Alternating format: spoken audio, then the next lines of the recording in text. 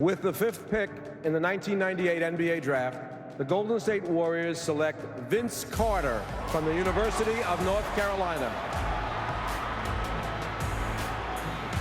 Toronto has traded the rights to Antoine Jameson to Golden State for the rights to Vince Carter.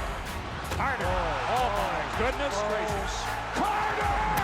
Oh, what a rookie! 1998, first round, 5th pick, selected by the Golden State Warriors. But you're traded for your teammate, The business of basketball. Antoine Jameson. Yes. Well, first of all, drafted, exciting time in your life. You look forward to hearing your name called, shaking David Stern's hand, taking that picture, and then he tells you, hold up, somebody's about to be traded, just wait right here. I see Antoine, you shake his hand, you go do your interview. I see Antoine at the bottom of the steps, so it was like, yeah, I said, somebody's about to get traded. Man, it's unfortunate. Well, not knowing, he was waiting because he knew already that we were about to get traded for each other. Because I thought it was weird because Twan never worked out for Toronto. Of course I did. Talk about you going to Canada. It's cold, international city. What was your first thoughts? I get there, and to my surprise, it's one of the best kept secrets. I mean, it's one of the best places ever. I mean, they were learning with me. The game of basketball was just starting to evolve and starting to win and starting to get good players there. T-Mac's there, my cousin's there. It's just like, you can't beat that. It was just a start. It was just a great start for us. Talk about that relationship. T-Mac's there, you're in Canada, new surroundings for all rookies, lockout year, and then you play that rookie season. Well, that's what made it easier for him because T-Mac had already been there for a year. We just found out that we were cousins the summer before his first year. Now, all these years playing Team Florida, he was playing on the younger team, I was playing on the older team, used to watch each other play. He comes to Chapel Hill because he went to prep school right there in North Carolina. He comes to Chapel Hill that week to play prior to the draft. We play for the week. That Thursday, he tells me, I let him use my locker because it's like this guy coming, it's like, hey, man, I know you from home. Yeah, you can use it, whatever. That Thursday, we play. He's like, hey, I'm going home for a family reunion. I'm not going to be here on Friday. Okay, cool, I'll see you next week. He happens to sit at a table with my grandmother. They have conversation. He was like, yeah, I went to school in North Carolina, going pro. She's like, oh, my grandson, he's in college in North Carolina. He's like, oh, yeah, where? She's at Chapel Hill. He's like, oh, who's your grandson? He's like, Vince. He's like, Vince Carter? And that's how we found out that we were related. So I get a phone call from him like, hey, cuz, this like, man, who is this on my phone? To my cuz. It was T-Mac. So it was just so weird how we all these years seeing each other and never actually knew we were actually related. It was just pretty awesome. So we learned together. And it just made the transition a lot easier. Of course, having Charles Oakley on your side makes it a lot easier as well. You had some good vets. Yes, I did. Kevin Willis, D. Brown, Doug Christie, a lot of guys. You just played 2 years with T-Mac.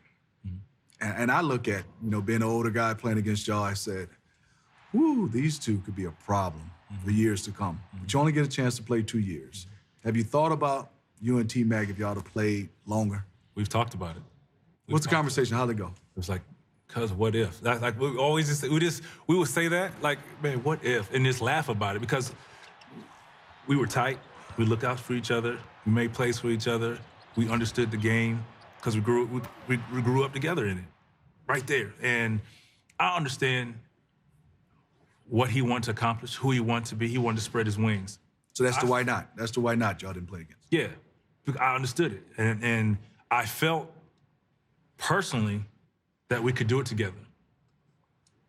He wanted to spread his wings and be the guy. I thought it was a problem to me because you could run the play for him and put all your efforts into stopping him, and there's that other guy on the wing, and vice versa. Sometimes the plays will be run for me, go make a play, and of course you got to stop this guy named Tracy McGrady, who was just as athletic, just as skilled in scoring. So I just thought, man, 1-2 punch like that, you can't stop it. But we laugh about it. It was like, hey, man, I wish we could have had a few more years to try it out. You're in the playoffs. And I want to ask, you decide Game 7 morning, go back to Chapel Hill, walk across the stage. May 20th, 2001. Get your diploma, make it back to the game for Game 7. You play the game, You guys lose. You get the shot to win it. Carter at the buzzer. No good. And the Sixers hold on and advance to the conference finals. Back up, rewind. Would you do it all over again? Absolutely. Why? I was able to fulfill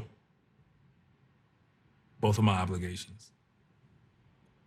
I think for every college student who's put the hours in to finally graduate and receive that diploma, that's what it's all about. And, you know, I got to experience the ultimate high and the ultimate low all in one day. The high of graduating and fulfilling a goal, and the low of missing the game-winning shot, Game 7, to go on to the conference finals.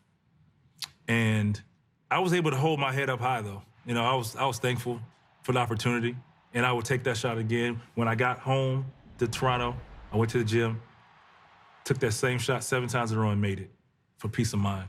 As a teammate, you heard guys saying messed up his routine, messed up our opportunity. Let's look now. You're playing now, and there's a young guy, you get a chance to go to a championship. Will you advise him to do the same? Well, let me say this. Prior to that, the day before, I got there, I left, we had practice. I spoke to every player on the team, man-to-man, face-to-face. Told them what I was doing, what I'm trying to accomplish, when I'll be back. Do you have a problem with me doing that? Tell me, man-to-man. Every player on that team said, no, I think it's great, go ahead, you have my blessing. Every player. Look on the news that night, 2 or 3 players all of a sudden had a change of heart. So it's a little disappointing. Now, if there was another player, it just depends on the situation. If it makes sense for the good of our team, go for it. Go for it. But you have to be willing to bear the responsibility that you have that night as well. That's being the go-to guy, that's being the leader, that's being our playmaker, whatever your job entails. You have to be ready to do that as well. If you can handle that, go for it. We're just ad-libbing, freestyle right there. So I'm walking the steps off. As he gives the ball, I'm trying to just buy time. And so I walk it off. I get there, I say, T-Mac, stand right here, bounce the ball, get out of the way.